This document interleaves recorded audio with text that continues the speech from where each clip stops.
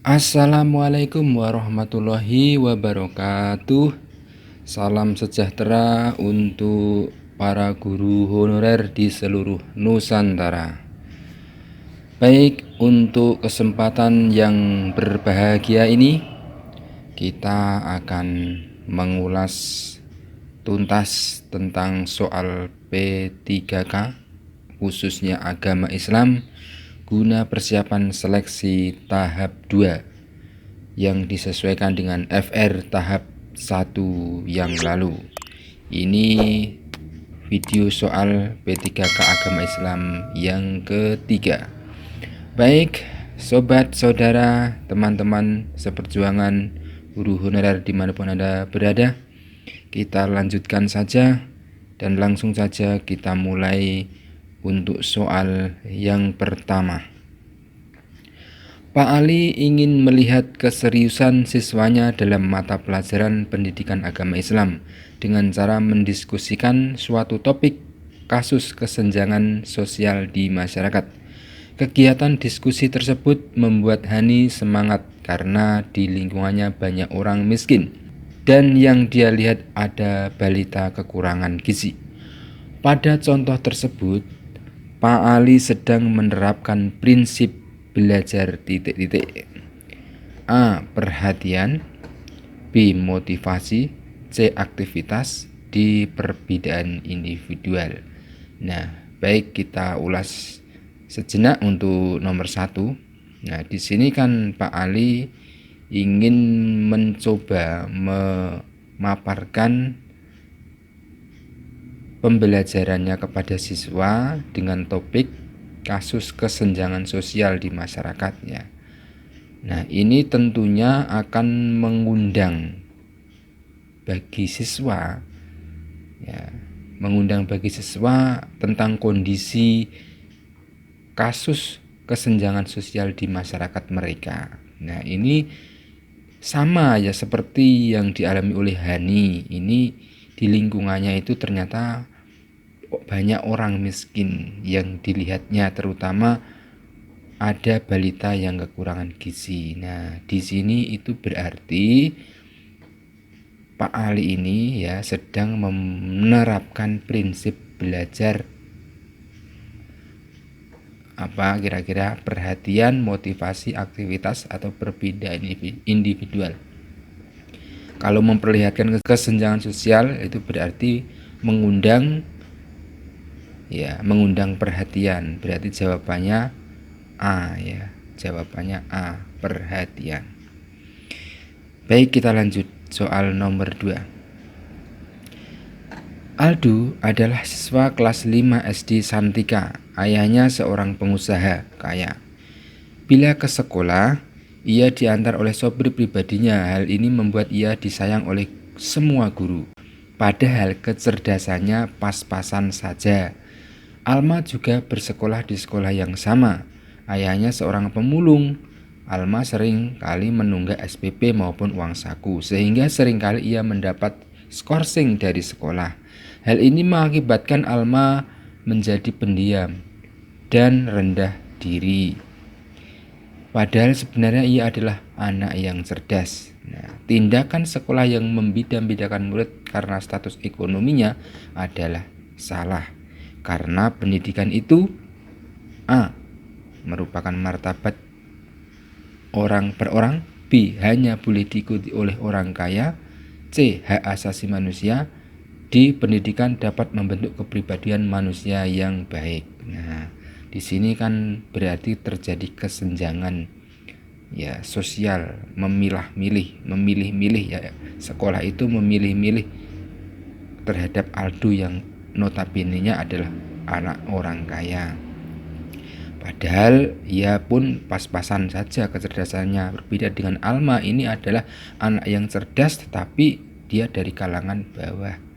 Nah, kalau melihat demikian berarti pendidikan itu sebenarnya adalah kira-kira untuk apa? Nah, pendidikan itu seperti apa? Pendidikan itu yang paling benar adalah hak asasi manusia setiap manusia memiliki hak yang sama untuk mendapatkan pendidikan. Berarti jawabannya adalah C ya. Baik ya, kita lanjutkan nomor 3. Di bawah ini merupakan dalil tentang kedudukan hadis dalam hukum Islam. Nah, ini hadisnya ya. Yang artinya saja, sesungguhnya telah ada pada diri Rasulullah itu suri toladan yang baik bagimu, yaitu bagi orang yang mengharap rahmat Allah dan kedatangan hari kiamat, dan dia banyak menyebut Allah. Isi kandungan hadis di atas yaitu A. Hadis merupakan sumber pokok dalam Islam. B. Hadis yang sahih boleh diterima, sedangkan hadis yang dhaif tidak boleh diterima. C. Allah menganjurkan umatnya untuk berpedoman kepada Al-Quran. D. Allah mengutus Nabi Muhammad Sallallahu Alaihi Wasallam sebagai suri toladan yang baik. Nah, kira-kira ini jawabannya apa ini? Isi kandungan tentang hadis ini. Kita lihat ya, jawabannya kira-kira hadis ini merupakan ya sumber pokok dalam Islam. Hadis itu merupakan sumber pokok dalam Islam. Kita lanjut nomor 4. Meyakini bahwa hanya Allah Tuhan yang menciptakan, yang memberi rezeki, yang mengatur, memelihara, yang menghidupkan dan mematikan. Pernyataan tersebut adalah pengertian dari A. Tauhid asma wa sifat, B. Tauhid uluhiyah, C. Tauhid mulkiyah, D. Tauhid rububiyah. Ya, kita bahas satu persatu tentang tauhid ini ya. Baik, untuk asma wa sifat ya. Asma wa sifat itu merupakan bagian dari mentauhidkan atau mengesahkan Allah dalam akidah Islam. Nah, mengesahkan Allah ya. Tauhid ini merupakan bentuk penerapan pengesahan dari makhluk terhadap Allah mengenai nama-namanya dan sifat-sifatnya, yang mana nama-nama dan sifatnya ini telah diatributkan olehnya Allah sendiri ya. Ya, berarti bukan ya untuk asma wa sifat. Untuk tauhid uluhiyah itu adalah mengesahkan seluruh bentuk ibadah kepada Allah, seperti berdoa, meminta, tawakal, takut, berharap, menyembelih, bernazar, harapan, dalam cinta dan sebagainya, itu yang telah diajarkan oleh Allah dan Rasulullah. Nah, berarti bukan ya. Kemudian lanjutkan. Tauhid mulkiyah. Tauhid mulkiyah itu berasal dari kata malika yamliku, yang artinya memiliki, berkuasa penuh atas yang dimiliki. Nah, kemudian tauhid rububiyah. Apa kira-kira tauhid rububiyah? Tauhid rububiyah adalah mengesahkan Allah dalam 3 perkara, yaitu penciptaannya, kekuasaannya, dan pengaturannya. Berarti di sini meyakini bahwa hanya Allah Tuhan yang menciptakan. Nah, ada kata menciptakan, nah, memberi rezeki. Nah, berarti di sini 3 perkara, termasuk 3 perkara ini penciptaan, memberi rezeki. Nah, itu berarti yang mengatur pengaturannya, kekuasaannya, memelihara dan sebagainya. Ya, ini berarti jawabannya adalah di tauhid rububiyah ya. Kita lanjut nomor 5. Perhatikan surat An-Nahl ayat 36. Di atas merupakan dasar keyakinan ya. Nah, ini surat An-Nahl ayat 36. Kita lihat artinya aja ya.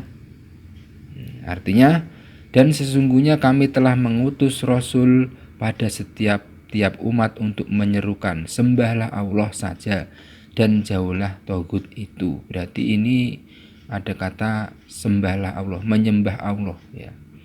Berarti tauhid apa kira-kira? A. Asma wa sifat, tauhid rububiyah, tauhid mulkiyah, atau di tauhid uluhiyah ya. Ini kata kuncinya adalah menyembah Allah ya. Mengutus Rasul dan tiap-tiap umat untuk menyerukan menyembah Allah dan jauhilah tauhid. Coba kita lihat ke atas tadi. Menyembah Allah itu berarti apa tadi? Menyembah Allah. Ya, ini mentauhidkan. Nah, berarti tauhidkan, mengesahkan asma wa sifat. Uluhiyah adalah mengesahkan seluruh bentuk ibadah. Nah, berarti jawabannya apa? Di uluhiyah. Ya, uluhiyah tadi apa? Uluhiyah itu mengesahkan seluruh bentuk ibadah kepada Allah, berdoa, meminta, tawakal. Nah, berarti di sini kan sesuai artinya tadi, mengutus untuk menyerukan sembah lalu menyembah kepada Allah. Nah, berarti jawabannya adalah di ya, tauhid uluhiyah.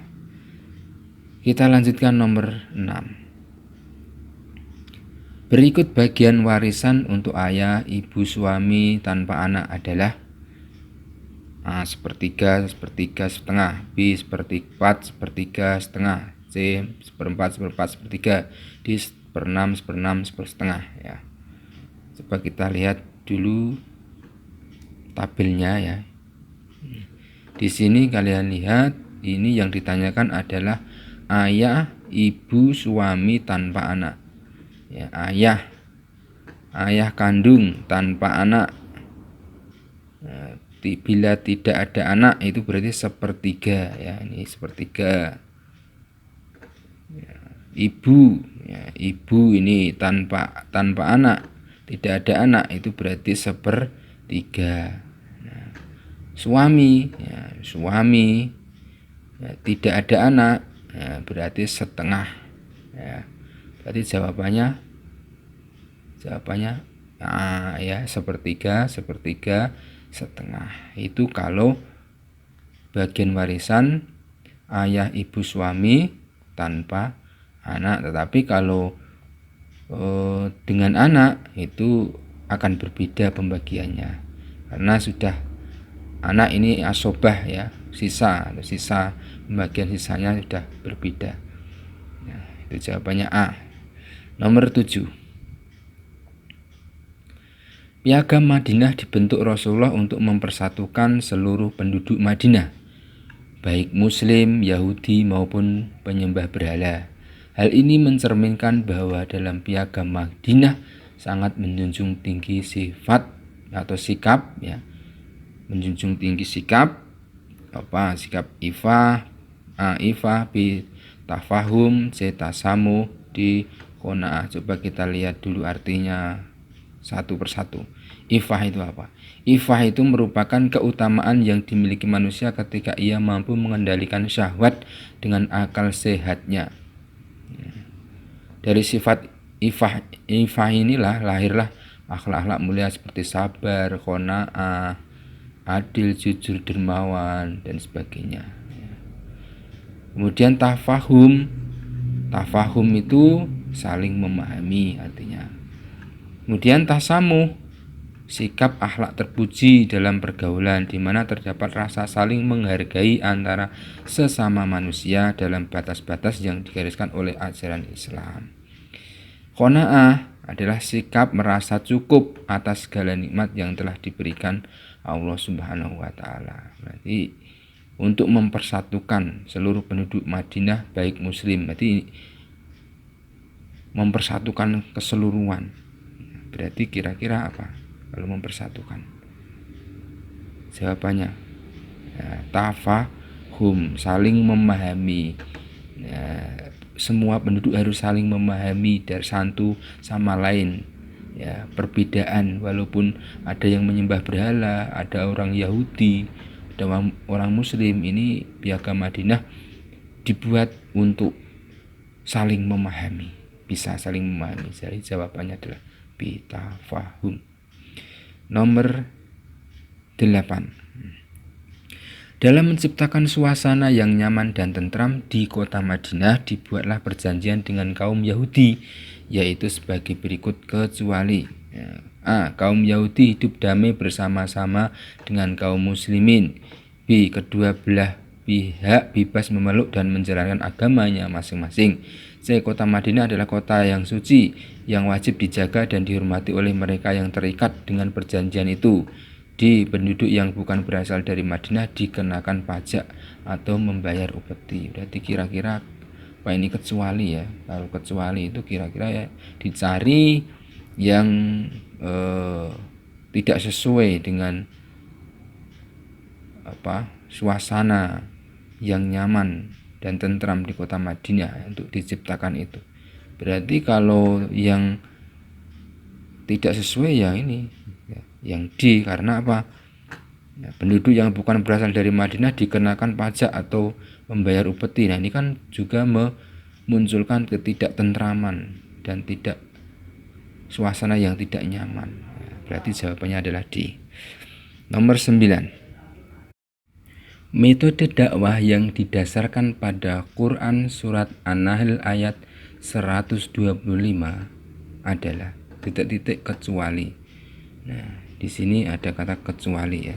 Dakwah A. Dakwah bil qalam, B. Dakwah bil hikmah, C. Dakwah mauidhah hasanah, D. Dakwah jadilhum hiya ahsan. Nah, kira-kira apa ya? Kita cari dulu artinya ya. Kita cari dulu artinya. Serulah manusia kepada jalan Tuhanmu dengan hikmah. Nah, di sini hikmah sudah ada, benar hikmah, dan pelajaran yang baik. Mau itu hasanah, itu pelajaran yang baik. Dan bantalah mereka ya, dengan cara yang baik. Wajadilhum hiya ahsan, ini berarti berdebat ya. Berarti membantah dengan cara yang baik. Berarti di sini tidak ada dakwah dengan kolam. Kolam itu pena, tulisan. Nah, di sini tidak ada ya. Berarti jawabannya kecuali ya, kecuali A. Ya, kecuali A. Jawabannya dakwah bil kolam. Ini sesuai dengan surah An-Nahl ayat 125. Tapi kecuali. Baik, kita lanjutkan nomor 10 ya. Taj Mahal adalah peninggalan arsitektur Islam terbaik di India yang dibangun pada pertengahan abad ke-17. Bangunan megah berwarna putih ini berlokasi di tepi sungai Yamuna. Terdapat pula desain dan kaligrafi Quran di dinding Taj Mahal. Taj Mahal didirikan pada masa titik-titik A. Kekaisaran Maurya, Raja Satadharman, B. Sultan Shah Jahan dari Kesultanan Mughal, C. Kesultanan Bahmani, D. Sultan Muhammad of Ghor. Nah, berarti kira-kira jawabannya apa ya ini? Untuk Taj Mahal ini didirikan oleh pada masa siapa? Nah, jawabannya B ya. Masa Sultan Shah Jahan dari Kesultanan Mughal ya. Baik, terima kasih. Demikian pembahasan soal P3K untuk persiapan seleksi 2. Mudah-mudahan bermanfaat dan membawa tambahan ilmu, tambahan soal ya, untuk persiapan ujian nanti. Terima kasih, mudah-mudahan semuanya sukses selalu. Wassalamualaikum warahmatullahi wabarakatuh.